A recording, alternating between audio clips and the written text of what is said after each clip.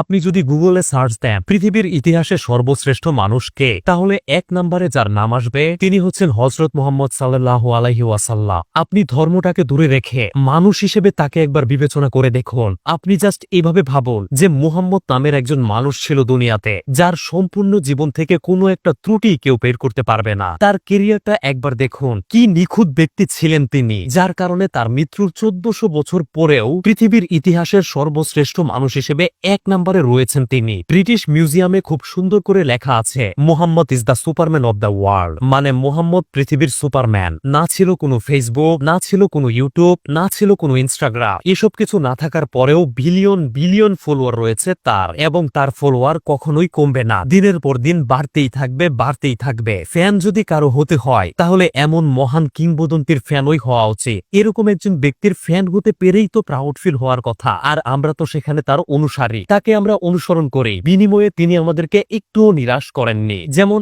এখন আমি গর্ব করে বলতে পারছি যে আমি যাকে অনুসরণ করি তিনি পৃথিবীর ইতিহাসের সর্বশ্রেষ্ঠ মানব।